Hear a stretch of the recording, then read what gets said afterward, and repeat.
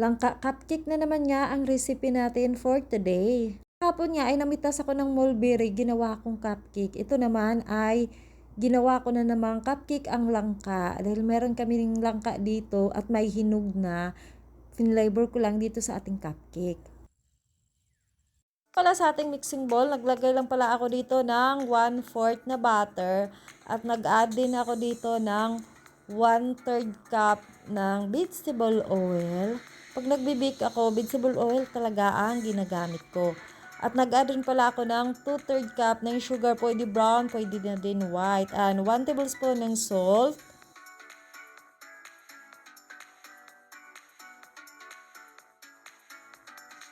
Add rin pala tayo dito ng 1 tablespoon ng vanilla.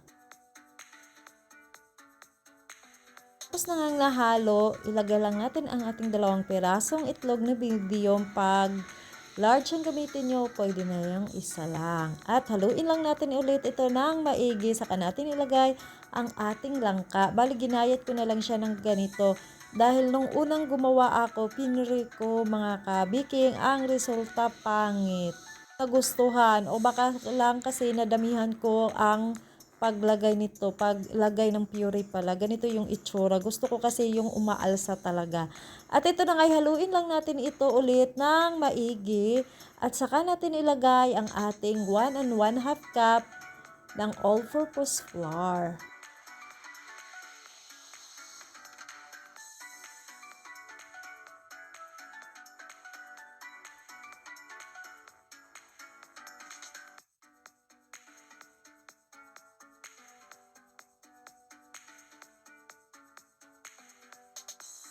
Tapos ay ilagay lang natin ang ating 1/2 tablespoon ng baking soda and then 1 and 1/2 tablespoon ng baking powder. Ito talaga yung harina, pati baking powder and then ang ating baking soda kasi minsan namumuo pa yan.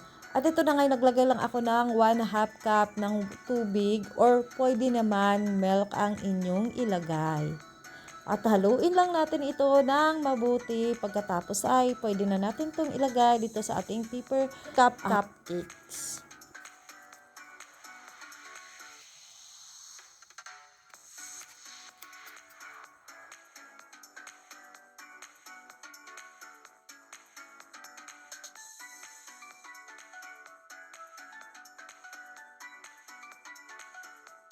Lang natin ito ng 20 to 25 minutes and then 180 degree. At ito na ang ating cupcake, mga kabiking.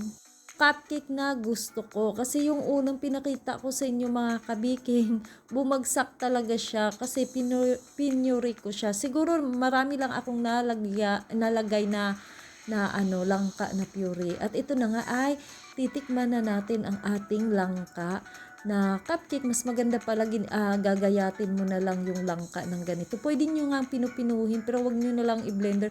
Siguro kung i-blender nyo siya, i-puree nyo siya, bawasan nyo lang siguro yung sukat. Kasi ang nilagay ko ay 2 cups. Siguro mga 1 cup okay na yan. So ito na nga yung itsura niya. Oh, ang bango niya. Yan oh.